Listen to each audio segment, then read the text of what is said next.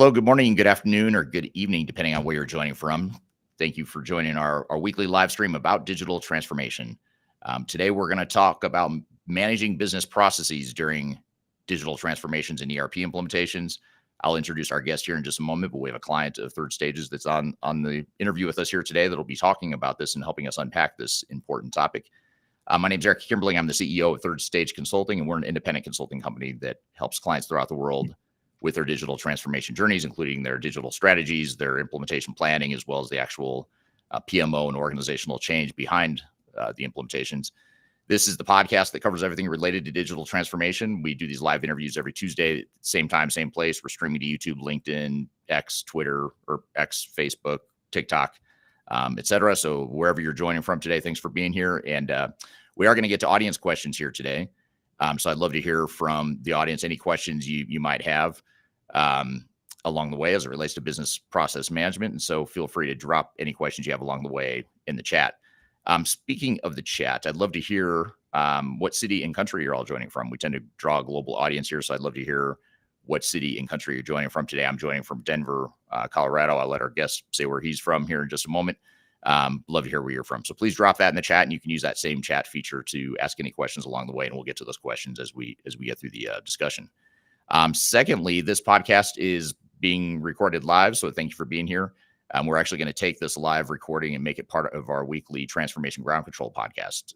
What we'll do is we'll edit this interview, add some more content to it, polish it up, release it as a formal episode. And that podcast called Transformation Ground Control comes out every Wednesday. So 2 weeks from tomorrow, you'll see this episode featuring this interview. So by being here today, you're part of the live production of that podcast. So thanks for being here. And if you'd like to see past episodes of this podcast, please go to transformationgroundcontrol.com. You can see all the past episodes we've done, and you can also subscribe on whatever platform you prefer. So again, today's topic, managing business processes in digital transformations and ERP implementations.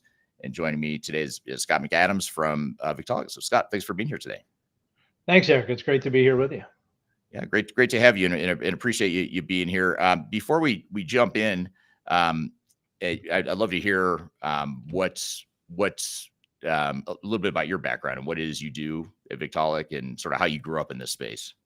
Sure. Well, my growth in this space has been very recent. I've been with Victaulic for 19 years and came up through an operations background. I was a plant manager, eventually became director of operations, oversaw several facilities within our organization, spent some time in global materials management.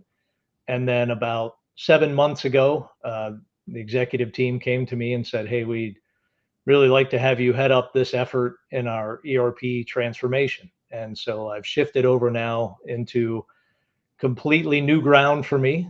I've been on the project now about 9 months, and this is my first ERP implementation. So I'm learning as I go, but we've got a great team around us, including Third Stage, to help guide us through and make sure that we make the right decisions, do the right things with our selection processes and our business processes, and how we shape that into our final solution. And I work for Victaulic. We're a global leader in mechanical pipe joining solutions. Our company goes back to 1919 with our first patent, when they decided that it was very quick and safe to join pipe together with couplings instead of welding. We now have over 4,000 patents around the world. We sell in 140 countries. Our corporate headquarters is in Easton, Pennsylvania, which is where I am located. And we've got over 50 facilities and 7 foundries around the world. And now we're about 5,500 total employees. Great. Lots of growth and lots of success in that space. Super interesting. I've got to ask you though, you said that you were asked to be part of this project. Did you volunteer? Did you want to do it? You said this is your first ERP implementation. So what were your thoughts? How did that all transpire? And what were your thoughts when you were asked to be part of the project? It's that's a great question. Mixed feelings. I don't like to venture into things that I'm not very good at, like most people, I think. Right. And so there was some uneasiness, but I have a fantastic executive team and supportive bosses that said, the fact that you don't have an IT background and you come from the business is exactly why we want you running this program. Like a lot of companies, we tried before and had some struggles, and we didn't quite get off the ground like we wanted to. And so as we kind of reset and took another swing at this, they wanted to have a different perspective, kind of leading the ship. And so, yeah, when they come to you with an opportunity, I try and tell most of the people that I mentor in their careers, the default answer is yes, Right. and then figure out how to do it. Figure out how to learn the skills that you need. They see something in you that you may or may not see, and so I try to take my own advice there, and Just jump in. my default answer was yes. Give it a Yeah. shot. Yeah. Just jump in and embrace it. And I imagine it's a good learning experience too. Is it a It is lot different than the work you've done in the past? incredibly, Yeah. yeah. It's very different. Although again, we are really taking a look at our business processes, how we do things. We pride ourselves over many years of lean manufacturing and focusing on continuous improvement. So that's kind of ingrained in our company, and it's in all of our blood. And so kind of transitioning that over to, business process optimization and how you incorporate that into your ERP system. And I think there is a nice fit there that they do go well together. Right. Yeah. And they should go well together. I mean, Yeah. and that's what we'll talk about today is just how to better integrate those two kind of different but overlapping work streams. Before we get to some of the questions I have, though, I want to just turn to the audience real quickly. I want to say hello to Darian, who's joining us from LinkedIn here today. Good morning. Fata is joining us from Toronto on LinkedIn. Thank you for being here. And we also have Prashant joining from Delhi, India. Thank you for being here today. And if you don't mind, the rest of you drop in the chat what city and country you're joining from today. And any questions you have along the way, please drop them in the chat. And in fact, I have a question for the audience just to get started as I ask Scott the next question here that I have for him. But I'd love to hear from the audience sort of what you think about business processes and sort of your general headline summary of how business process management should fit into ERP implementations or digital transformations. I'd love to hear any feedback you have from the audience here listening. So please drop that in chat and we'll pull up some of those comments here in just a moment. But while we're waiting for the audience to answer that question, Scott, why, just to start and set the context here, why is business process management so important in this project? Or first of all, I'm making an assumption there. I'm making an assumption that it is important. So let me back up and just ask, is it important? If so, why? Yeah, I think it's critically important. I think it's important to make sure that your ERP system is aligning with your organization's workflows and really your business objectives. Are you a growing company, and do you need an ERP system that's going to support that? Are you focused really on low cost and high efficiency, and maybe your processes are going to be shaped a little different there? But as I said before, one of the nice things about where I work is we have spent decades working on process optimization and efficiency. It's ingrained in us from day one with the company, and so really driving the most efficient way to do things, whether it's through our manufacturing process or our business processes. We have groups within our organization that go out and focus on that and help all of our different groups within our organization be leaner, meaner, more efficient, get more done with fewer people. Um, and so that's it for us. It was a great benefit to have that already as we started looking at how do we get on a new ERP system, and what of those efficient processes can be brought forward, and also which of them really don't align with a new, cloud-based standard ERP system. We have very heavily customized traditional systems within our company that have helped drive a lot of that efficiency. We built them to be efficient.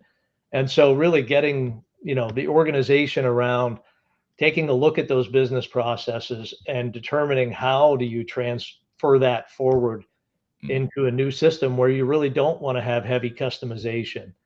And that's been one of our big challenges for us. But that's why it's so important as you're picking the right ERP system and making sure that you're aligned with your business goals, and having your processes to support that. yeah. Yeah, exactly. And I think it's easy for us to think as, change practitioners or project managers of these projects. It's easy to think that, Well, why worry too much about the business processes, because the software will sort of dictate that to us. Have you come across that, or what are your thoughts on that school of thought that just defer to your software to help you define what those processes are going to be? Yeah, we have, and I'll admit that that creates quite a bit of conflict for us because our processes in a heavily customized system are incredibly efficient and lean. Hmm. And when you're going to a standardized system, you really have to take a look at, okay, which of these processes work in this new system and which ones do we really need to change? And even if we have to give up a tiny bit of efficiency for the larger gain for the organization to get on a new platform, um, that's really some of the decision making that we're having to do, and really accepting standardization versus the heavy customization that we're used to that have helped drive a lot of our processes to date. Yeah. So that's kind of the conflict that I have found in our group. You know, I see both sides of it. Again, I came up in a factory where efficiency was everything. You wanted everything to be as lean as it could possibly be.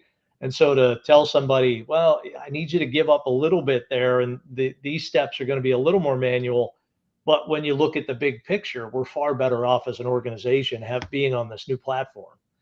Yeah. Um, so that's kind of the struggles that we're seeing right now as we make our journey. Yeah. Now, you mentioned how you're already a lean operation, and a lot of clients we work with are implementing ERP to help them become more lean, or they're not lean and they're hoping that ERP will help them do that. How do you navigate that conflict, or have you run into conflicts where the standard process out of the box is actually less efficient or Yeah. not as lean as you're used to operating because you have a custom environment? Have you run into that? And if so, how have you navigated that? We have, and I'm curious to hear what the audience says for that because I can't say we've always navigated it perfectly, but we kind of take a look at the benefits of standardization versus the cost and impact of a customization. And sometimes the customization is really what we found. We can't do everything in our ERP, so we're going to go out and look for another platform that can integrate into it, and that's how we've solved some of that. Hmm. So the whole, front end of our business, we find is not really well done in an ERP system. So we want to find, somebody outside that does that much better. And so now our processes align better with what they bring to the table. So that's one option that we've kind of pursued. But we are genuinely trying to avoid any customization of the ERP at all costs. Configure where you have to, but only customize when there's no alternative. And we're still early enough in the process where we've not had to make those hard, firm decisions yet on the customization. Um, but that is a struggle for us, where we know that we're very efficient and we don't want to give that up. So we're trying to find ways to kind of meet in the middle, and again, without customizing the platform. Yeah. Yeah. That's good sound advice. And kind of walking that fine line between recognizing the strengths and the operational capabilities of the company that you don't want to lose, but also recognizing that, there are possibilities to either improve by adapting to the system or finding a system that can bolt on, that can fit that better. Yeah, very much. It's important, I think, for every organization to find and know their special sauce. What is it you do really, really well, and what drives your uniqueness in the marketplace? And don't give those things up. Right. But if it is something that if it's keystrokes and efficiency gains there that we could give up a little bit and not impact what's special about us, that's really where you make those sacrifices. Yeah. Knowing the difference between the two, it's not always easy. Yeah. And it's probably not always cut and dry. And I imagine there's probably some politics and biases and just fear of change that sort of gets wrapped up in that decision too. Yeah, Have you seen yeah, that as well? absolutely. I think fear of change is a big one. Um, and I think that's why your change management is so crucial. Getting people's heads around the fact that we must change and why, not just Mm. that we need to, but why. What is on the other side of this for me as an individual, as a group within the organization? Really showing each of them what the benefits are when we get there, even if you have to give up a little bit in the meantime, it's worth it. And having a big picture mindset, it's easy for people that sit in the C-suite to have a big picture mindset, but when you're in the fight every day and doing these functions every day, it's hard to have that big picture mindset. We've really got to, as leaders, we've got to train them on that, get them up to speed on, this is much bigger than just this. And yes, you may have to make a slight sacrifice, but here's the benefit we all get from it. Right. Absolutely. Well, speaking of the audience, you mentioned you'd be curious to hear from the audience. I want to turn to them real quickly here and get to some of the comments. Emil is joining from Toronto, originally from Toronto, but dialing in from Miami, Florida, because Toronto is too cold. Thanks for being honest. Why you're in Florida, and that does sound a lot warmer than Toronto right now. Paris, this is funny. Paris is joining from London. She's interested to learn more about ERP. So I imagine you get a lot of jokes or confusion around whether your name is Paris or whether you're from Paris, but you're actually from London.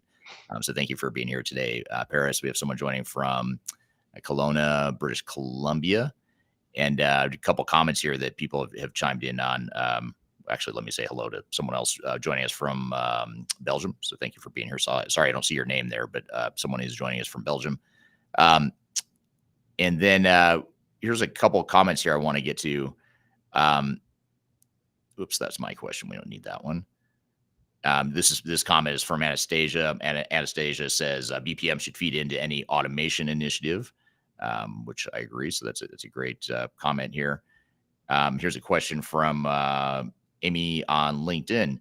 It's fairly uncommon for an organization to be as mature as yours in their business process optimization journey. That bodes well for a retrofit to your chosen ERP. For organizations less capable in that area, having a best practice business process set up to start from helps create a solid foundation. What are your thoughts on that? I know, she's sort of saying that maybe you didn't need to do that as much because you're more mature operationally, but have you seen this comment to be true? Yeah, I do think it's true. But even in a mature organization like ours, our processes, as I said, were really built around, really our ERP system was custom built around our processes. And so you're still going to have to do a lot of changes and a lot of optimization to fit those into a new platform, because the new platform is going to operate differently. You don't have all of the customizations that we have grown used to. And so really understanding how our operations can still be done. You still get to the same end goal, but it's maybe different steps to get there. And really educating everybody and training them on those new steps is really where we are in our journey. Right. Yeah, that makes sense. Here's a question that's sort of just jumping into the line of fire here, just jumping right into it with the business process management topic. And I'll hide this question here in just a moment so we can see your face again, Scott, but I want to show it to the audience. What do you convince? This is from Emil on LinkedIn. Emil says, what do you do to convince enterprise PMOs to plan for current and future state business process design before onboarding the SI vendor? I'll stop there. That one's a little tricky for us because as I said, we have an entire organization designed around business process optimization within our existing platform. And so, we really needed to bring on the SI for us to really understand the new processes and what we wanted the new system to be and do, and ingrain it into our North American operations. One thing I didn't mention earlier is we're bringing our North American operations onto a platform that our global operations are already on.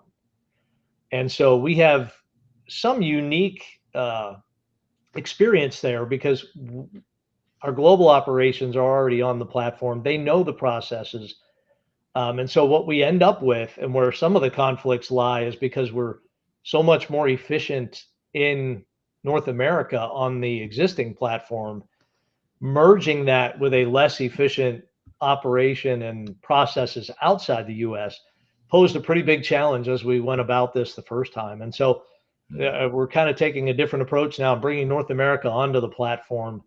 And then down the road, we're going to worry about the global standardization versus doing that up front, which may seem counterintuitive to a lot of people that do this, but again, because we're coming from two different directions on it, this is what made sense for us to focus on getting on the platform. That will force a lot of standardization. But then once you're all on the platform together, you can really drive global standardization where it's appropriate. Again, our models are different in different places around the world. How we sell, and so how we process. So we've got to come to grips with that down the road and decide, do we want to standardize those, or do we still want to have unique ways of doing business around the world? And sometimes that does impact your ERP system. Yeah.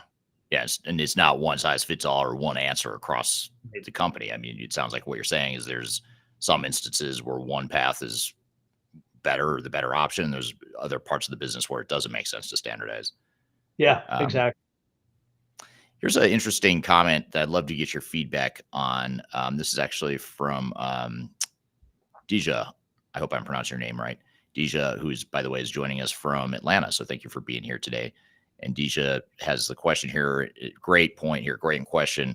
Is it worth to make small enhancements or integrations within 1 year leading up to the transformation? Or is it better to wait until the big change and fit into that process? And I'd love to hear your perspective on this, because you're a process guy. You're not an Yeah. ERP or a tech guy. So you might have a kind of unique perspective here. What are your thoughts to Deja's questions here? Yeah, my unique perspective is continuous improvement. I think you make all of those small enhancements leading up to it for a number of reasons. Number one, you may think it's 1 year, it may be a little further out, and maybe Mm. you missed out on some improvements you could have in the meantime. But even that 1 year is a long time to give up on an improvement or an enhancement that you could possibly take advantage of. You don't want to invest a lot in. I'm assuming these are different systems that you're trying to integrate within a year, and so it may be a balancing act there. But I always shy on the side of, let's take advantage of any improvement we can do today, get the benefit of it that we can, and not wait for the big bang and the big change to come, because Right. you think about it, you're just adding to and making it bigger. You could Yeah, be exactly. taking out some of those, but smaller bites now, and accomplishing those along the way, and it would also start to ingrain in the organization that you know drumbeat of change. That Yeah. we're going to start that change now. It's going to be little, and then it's going to be more, and then it's going to be more later. But you get them in that mindset of change as early as possible. Yeah, you bring up an awesome couple of points there. I mean, the summary, or the way I would summarize or add to what you just said, is that the business process piece of it, changing the processes and changing the culture, those two things you mentioned, that's actually the critical path too. That's the stuff that's going to slow you down on a project like this. So even if you're just purely looking at it from a technical project perspective, it's still going to help you, because it's going to not speed things up, but it's not going to slow you down, because that you talked about a big change becoming bigger. Well, when that big change becomes bigger, that leads to delays, that leads to resistance to change, it leads to misalignment within the company. There's all these different things that come out at the time of training, or at the time of kind of formally introducing all these new changes. If you do all that stuff a year out and work through all the messiness of that, that's just less you have to deal with when you actually get to that, go live date, or get closer to the go live there. Yeah, absolutely. And like you said, the challenge is going to be the people, the culture, and the mindset. Our CIO is always quick to remind me the technology is not going to fail us. We've got to make Yeah. sure that the people get where they need to be, because that's usually where you fail. And so, we certainly are taking that approach, focusing on the people, focusing on the processes and the mindset around it, and shaping that to accept that change down the road. And as we talked about earlier, that's where the change management really fits in, and it's probably one of the most, if not the most critical aspect of the program. Yeah, absolutely. We're going to come back to change management. Don't worry. Don't worry to the audience here that loves change management. We are going to talk about that. I can't get through a conversation like this um, without getting more into that. I want to get to a couple questions here. Here's a nice comment. Shawcat on YouTube says, "Hi, Eric. You're doing an amazing job to help businesses in their IT transformation journey. I appreciate the consultation support of Team Third Stage. in developing my ERP project. So thank you for your kind words, and I'm glad our team is able to help you, Shawkat. Here's an interesting, this is sort of going back to a point you made a little bit earlier, Scott. This is from Darian on LinkedIn. Darian says, you mentioned that avoiding ERP customization is a priority. What are some of the specific areas where you felt the strongest pressure to customize?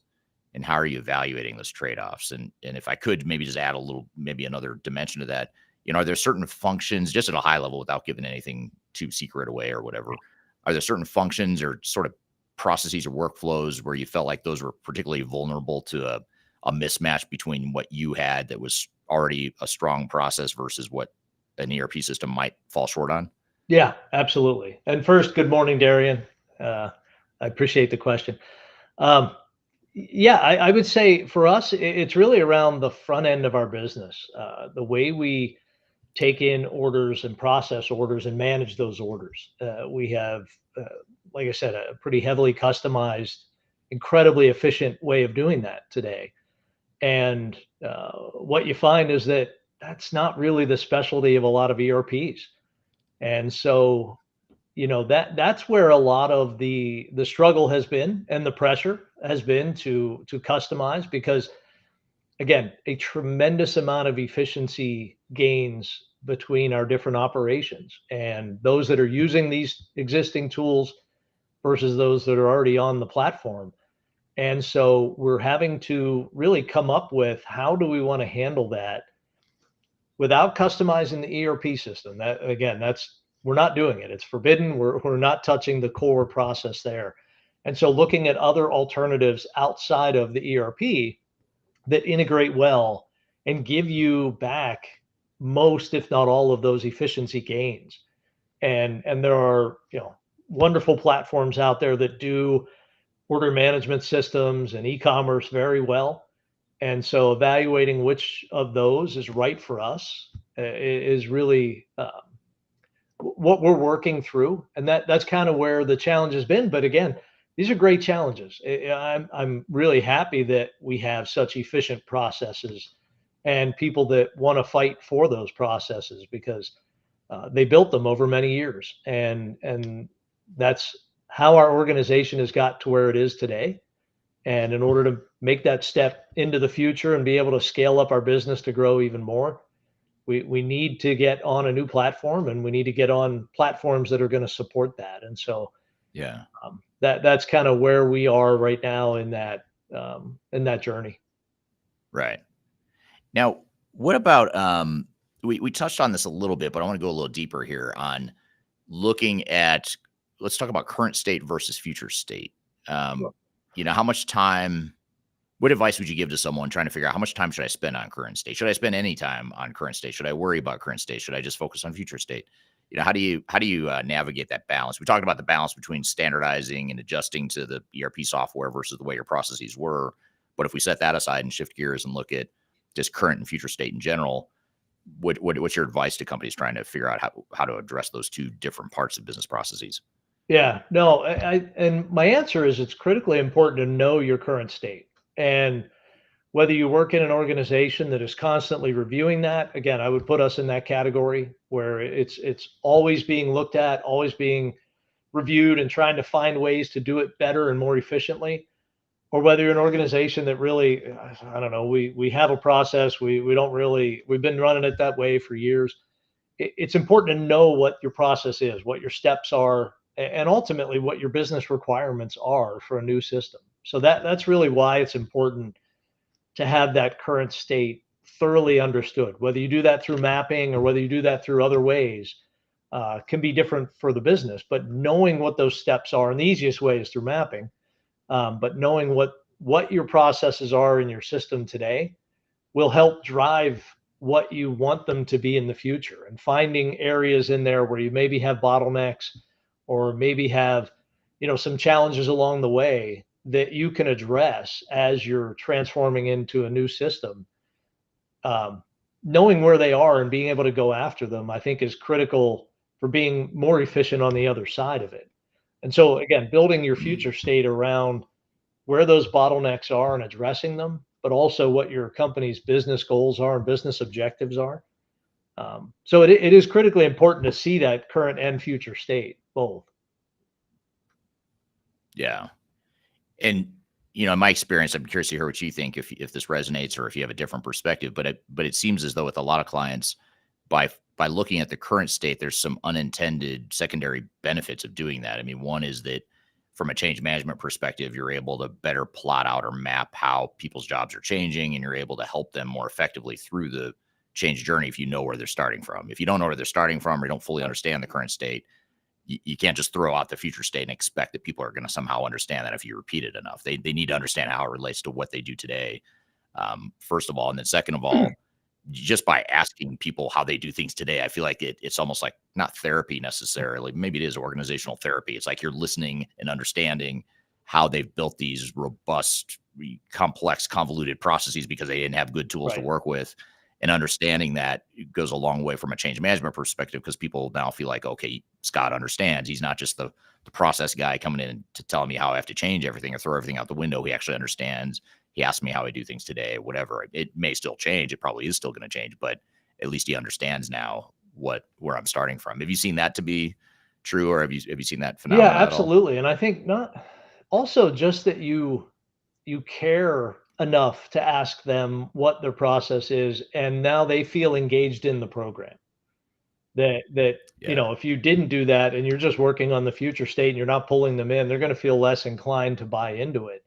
Where if they felt like they were part of the initial and they were part of mapping out your current state, and then bring them in and part of mapping out your future state, understanding where their challenges are, I think it's a huge help for change management and getting that buy-in with them. Absolutely. Yeah. Yeah. Yeah. Great point. Here's a couple other comments I want to get to. This is from Emil on LinkedIn. Says, unfortunately, too many organizations try to cut corners on projects by skipping the current state analysis work. It's often seen as a nice to have instead of a risk mitigation tool. And I would add to that, I think we've worked with a lot of clients where executives, especially at the executive level, will say, um, let's not bother with the current state. Why are we even bothering with that? We know it's going to change. We know it sucks. We know the current systems suck. Let's just ignore that and let's focus on the Yeah. future state. And I understand why you'd want to think that way. It's sort of human nature. Let's not worry about the past. Let's worry about the future. And that's what good leaders do. But, for all the reasons we just talked about, that current state has a lot of value that I think goes overlooked. Now, you don't want to get too caught up in analysis paralysis and, mapping out to the nth degree all the granular details of how your current processes are working. That's not going to be productive. And that's probably a point of diminishing return. But just understanding at least the macro level, how things work, what tools are being used, why you're doing things the way they are, what the strengths are of what you're doing today, so you Yeah. don't lose that. All that stuff is really important in the current Yeah, I state. think exactly that. Knowing where your strengths are, knowing where your bottlenecks are, being able to carry some of them forward and being able to address the bottlenecks, I think is the key. And if you don't know where those are in your process, I don't know how you develop a future state effectively. Right. Yeah, exactly. I totally, Yeah. totally agree with that. Here's another comment from Amy. Amy says, I always said that being a successful PM includes therapizing the stakeholders and users. I'm going to steal that word, Yeah, that's therapizing. pretty good. But then she has a follow up question here, again from Amy on LinkedIn. Thank you for all the great questions, Amy, by the way. Amy's interested to know how the SI structured the SOW for your project to factor in the current to future state. Did they go for granular, specific, or low detail with open ended requirement specs? So maybe just more generally, how did the SI or the technical partners you're working with, how did they view current state? Did they care about current state? Did they build that into their plan? How did you What are your thoughts I there? would say they were probably less concerned about it than we wanted, and we kind of have had to bring them along in that. Again, us being a unique organization where part of it was already on the platform, I think they came in with a very simple mindset of, listen, I just need to get you on the same platform they're on. And, our business function said, whoa, hold on. We do things very differently here for very specific reasons. And here's the efficiency and the benefits of doing this. And so that really posed some of the challenges between a current state and a future state for us. And I would say we're still working through those today. I wouldn't say we have them all resolved. Um, but yeah, I think that because of the uniqueness of our situation, where We were already on the platform. It kind of came in with a mindset of, I don't really care what your future state is. You're already halfway on or where your current state is. You're already halfway in the future state. Let's just get the rest of you there. Yeah. Right. Yeah. Yeah. Really interesting. Um, this, let's see. So I want to shift gears and come back to change management for a second, or maybe a few seconds, because this is always an interesting angle to come at. But when you're looking at change management, I mean, just at a high level, I know this is a really broad question, but just as a starting point or as sort of a headline level, how do you view change management in these sorts of projects and enabling process changes as well as just fitting into the overall transformation project? Yeah, I think for me, the biggest things are just keeping everyone aligned. And whether that's through just communication, I think that's the biggest part of the change management for me, is making sure everybody understands where we're headed, has a constant stream of communication, feels that it's a dialogue and not just one way. They feel they can ask their questions, get thorough answers. I think having that alignment with the company's goals and objectives and making sure everyone on the project understands those. And then you get into training and making sure that people understand the new platform, working with the SI for that training. And how do we not only get the project team on it, but then long term, how do we train the entire organization? We're not there yet, but that is a big question I have, of how we're going to do that. We have, a couple thousand people on this system globally, and we've got to have that training rolled out, for what we're going to do differently here in North America, as well as some of the changes they may see globally with what we're doing. So yeah, Yeah. those are the biggest things for me, is just keeping everybody on board, keeping uh, everybody rowing in the same direction, I guess. Yeah. Did you have much sort of cross-functional collaboration, or do you have much cross-functional collaboration, or how did you build that into Yeah, we the do, project as and far I as getting think people involved? it's been easy for us to build that in, because we started with a cross-functional executive steering committee. And so having that in place to really force, where needed, the organization to adopt what we're trying to do here. And again, cross-functionally is the key. Um, so the entire team is very cross-functional and working very well together on, really lining out your entire end-to-end process and knowing your part in it, but how that affects the entire process end to end. And so, yeah, for us, it's been great having that cross-functional steering committee. They've spoken to the team several times. They've done videos for the organization. They really do push that forward to make sure everybody understands we're all in this. It doesn't matter if you're in sales or, operations. We're all on this project together, and we're all working together for one common solution. And then, like I said, as we get Right. into those end-to-end processes, it's a lot easier to have those conversations, because they know far up the food chain, they support this, and they know that we need to work together on it. Yeah. So did you have, despite that sort of framework and that approach to change, which I think is very effective, do you still have resistance to change? Are you still seeing little pockets of resistance throughout the organization, or certain functions or departments, or Yeah, how would you there are assess that? still, I don't know that I want to call them resistance to change at this point. There's uncertainty, because we Right. haven't defined what all of our future processes are going to be quite yet. And so those that have worked very hard to bring lots of efficiency to bear, there's uncertainty as to what it's going to be. And there's uncertainty as to, do I really need to give this up for the greater good? So I'd say we're at that stage. There is some resistance, but again, I think it's more wrapped up around, I don't mind doing things differently. I just don't want to do them inefficiently. And so if we Right. can get to the same endpoint and not have to increase headcount in an area, then I'm good with it. I'm not resistant to the change. If you tell me in order to get to that same endpoint, I got to add 20% to my headcount, that's where I'm going to start pushing back on you. And I think those are fair. Those are legitimate concerns. And again, coming from an operations background, that's near and dear to my heart, and I understand and am doing everything I can to help those groups get what they're looking for without a heavy customization, and finding that somewhere in the middle that we can meet.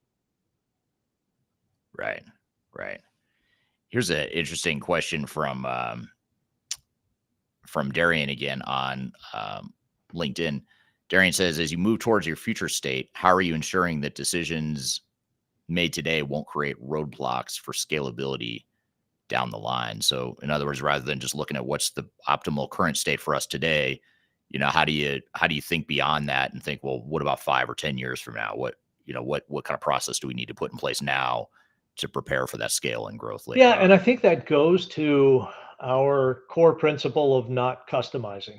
We want to take advantage of upgrades, of changes in technology. I say to a lot of people, and you're much more aware of this than I am. As a society, we're at the precipice of major change in AI driving this entire industry. And so I Hmm. use this example with everyone.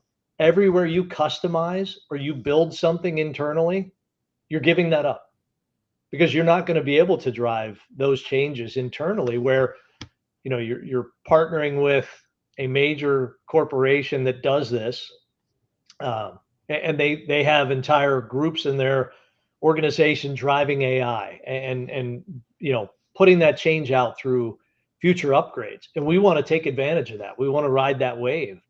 And so that's really a huge thing for me, for why we don't want to customize anything today so we don't regret it later. I want to be open to every single possibility in the future that I can take advantage of through incredible technology advancements. So that's kind of our guiding light as we head through the project to do that, and eliminate those roadblocks down the road. Right. Right. Makes sense. Here's a comment or a question from Rodrigo on LinkedIn. I'll try to summarize it. It's a long question here, but I'll try to summarize what I think he's trying to get at here. Essentially, he's asking whether agile waterfall or a hybrid approach is appropriate given the long term strategic impact of ERP implementations. Is that something you were involved with, or if so, how did you guys navigate deciding whether you do more of a traditional waterfall approach, which is more the sequential stage gate based approach to ERP implementations, which is kind of the historic way of implementing ERP systems, versus agile, which is more incremental changes and rolling out, getting technology out faster and incrementally improving. And I know you guys mentioned continuous improvement is a big thing to you guys, Scott. So you may already have an agile sort of mentality within the organization, or is a hybrid between the two most appropriate? Is that something you were involved with making decisions on, or how did you guys Yeah, navigate I that can't say overall? that I am, but I would, given those descriptions, I would say we're definitely much more waterfall. We're not making, we're not releasing things between now and then. We've got a go live Right. date that we're shooting for, that we bring everything to bear at one time. But certainly getting things integrated, testing them along the way, making sure that everything is functioning properly and doing exactly what we need it to be. But yeah, I would say waterfall is our approach. Yeah. Yeah. I think for a company like yours and what you're trying to accomplish, that makes a lot of sense. A lot of organizations get enamored by Agile, thinking like, oh, Agile's faster and it's less cumbersome than a waterfall approach, and we get more immediate value. And some of that can be true at times, but the problem is you end up sort of gravity pulls you back to the way things are Yeah. right now, when you take that Agile approach, because you are moving so fast and you're not taking that time up front to get that alignment and really slowing things down. I don't mean slow it down in a bad way, but you sort of have to slow things down to make sure you do get that alignment and that clarity on what you want and work through all that stuff, then deploy the technology that fits Yeah, that model. and we're going through such a huge change from our existing platform to a new platform that I think we would struggle along the way if we tried to release things um, without having our customers visible to it, internal and external. We want to have smooth processes, and we want this to be blind to everybody involved. Uh, so I think we Right. we would struggle along the way because it's such a major change. Yeah. Yeah. What about user adoption and engagement? I know we've been talking a little bit about change management in general, and um, how to involve people and how to prevent that potential resistance to change as much as you can. But what about further down the line when you get to user adoption? And I know, depending on based on where you guys are in the project, that you may not know as much about this yet, or you may not have as many lessons in this phase yet. But what have some of your early lessons been as it relates to what you guys are going to need to do to ensure you get that user adoption engagement with those new processes and the new tool sets you're rolling Yeah, out? I think it's safe to say we're not quite there yet, but some of the things that I will be looking for as we get into that is, really showing everybody what the long-term benefits are, not only to them, but to the corporation. And really making sure that we do very good training. We don't want anybody to feel like, "Oh, I'm not ready for this change." I want everyone in the organization to feel, you know, very fluent in a new system before we turn it on. And then really supporting them after the go live and being able to walk them through challenges that are going to happen, and being ready for some loss of efficiency just because you're on a new system that's going to quickly come back as people get used to it and get up to speed, versus efficiency losses that maybe because you're doing it differently now, and it is slower, knowing the difference and being able to react appropriately to each one. But we don't want anybody on the other side to feel like, wow, I used to be able to do this in a minute, now it takes four, and I don't know how I'm going to do this. We want to make sure that that's all thoroughly vetted, and everybody's on the same page, and we've done everything we can to make it as efficient as possible when it gets turned over to them, and we want the best training that they can get before we release them. Right, right. What about some of the process owners within Victaulic? Some of the process owners, the subject matter experts. How did you involve them, or how have you involved them in the process of defining current state, future state, and just being involved in the ERP project Yeah, in yeah, general? very much so. We identified global process owners for every one of our work streams. They are actively engaged in the project, and ultimately they have a lot of say in the processes and the process changes that are made within their work stream. We truly do treat them like a global process owner, and so engaging them, having them with full input into the changes, making sure they understand why we need to make this change, and getting their buy-in so that they can support it down through their organization has been critical for us. But they are absolutely a core part of the team. And then bringing in the subject matter experts that know all of the nitty-gritty details, and being able to explain, this is why we do this today in these 12 steps, um, is very beneficial for us defining how we want to do it in the future, knowing why those 12 steps were put in place. It wasn't by accident. And so that they've been a critical bridge for our knowledge base between our current state and our future state. And so, yeah, Hmm. we've had a pretty large team. Every work stream has global process owners, work stream leads, subject matter experts that are all working together and then cross functionally to really define what these processes are going to be. Yeah, yeah, I'll echo what I think it was Amy on LinkedIn, or and if it wasn't Amy, it was someone on LinkedIn mentioned a few minutes ago. They made the comment that you guys are a more mature organization in many ways when it comes to process management, and just the fact that you're in the role you're in, and you have such a prominent role on the project, on a technical project, sort of demonstrates or sort of illustrates how Victaulic views business processes as being so important. But despite that, despite the fact that you guys are so mature in the business process arena, what are some of the most common pitfalls, or have you guys run into any pitfalls when managing business processes as it relates to this? Or what have some of the challenges been trying to manage that transition from current state to future state and optimization and all Yeah, that good and stuff? I would say back to what we've been discussing, the biggest thing for us is, knowing how efficient we are and not wanting to give that up, and being able to create new processes or find new solutions that help us bring that efficiency forward. That's by far been our number one challenge. Um, Mm, and so working around that, having those teams engaged, but having them be open-minded. Look, I do it this way today and it's very efficient. I don't want to do it that way because this is the way we do it. Okay, well, the system requires this. And being able to kind of work through that discussion and those um, conversations to get to what we can do, maybe through some slight configuration, or you know bringing in certain aspects of the core platform to do things differently, versus how you do it today in your heavily customized platform. That's been the biggest challenge for us so far, is our moving off of and changing that mindset from our heavily customized, internally developed platform. Yeah. I could see an organization like yours that has that maturity and that focus on process optimization, even outside of this project, even well before this project ever started.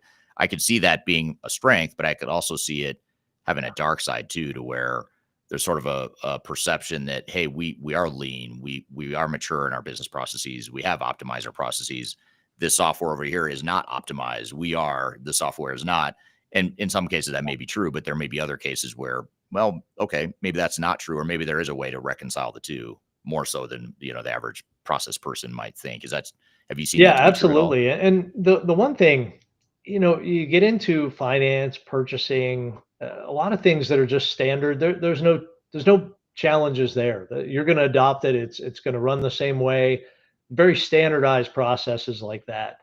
Ours really has been around, again, what I would call our secret sauce. The way we handle orders differently is where we have focused years of um, lean and process improvement. And so those become our biggest hurdles to move forward. But we're making great progress. And I think you gotta get creative. You got to find the right solutions. You got to get people's buy-in that we're going to have to give up a little bit, but teach them what the broader goal is, and we're going to get there. But yeah, there've been some challenges along the way with that. Right, right. So looking forward, then, we look at AI and just the advancements in automation and technology in general. How do you see the discipline of business process management function changing?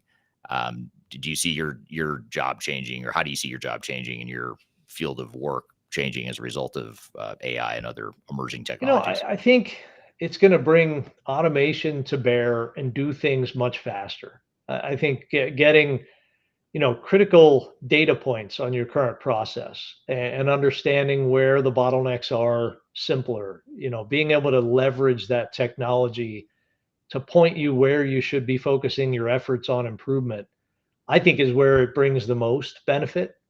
Um, Certainly automating processes is great. Being able to, scan documents right in to become an order, has been already a big improvement for us.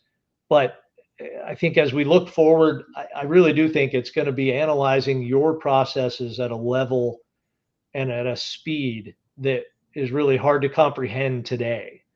And so that'll help a lot on the current state mapping, and understanding, again, where are the things that are running really well, where are the bottlenecks, and being able to attack the right things. I think that's where AI is going to make the biggest difference around business process management. Right, right. Now, what about those listening right now and watching right now that are going through an ERP implementation? Maybe they've thought about business processes, maybe they haven't. But what sort of advice would you give? Kind of closing advice to get to, what kind of closing advice would you give people to get started on the journey, or to be effective in business process management in particular, as it relates to their ERP or digital projects?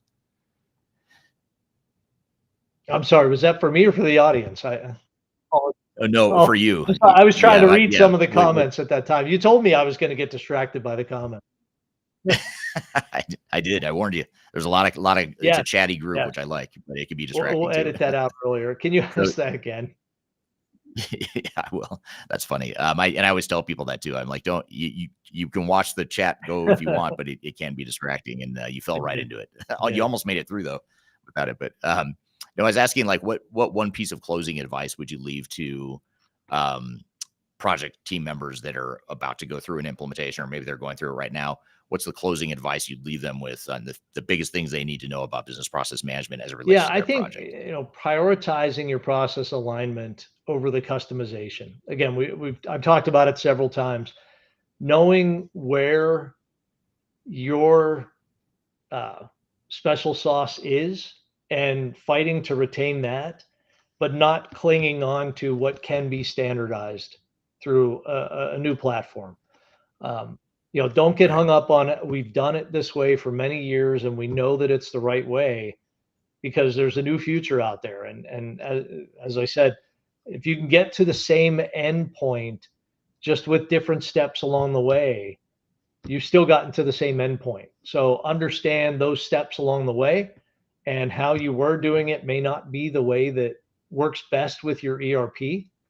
But if you want to take advantage of future upgrades, of AI advancements, avoid heavily customizing your platform and clinging on to that, because it's just not a good long-term solution for you. And 10 years from now, who can even envision what this space is going to look like with advancements? And if you build your own system and you're still on it 10 years from now, you've missed that entire boat.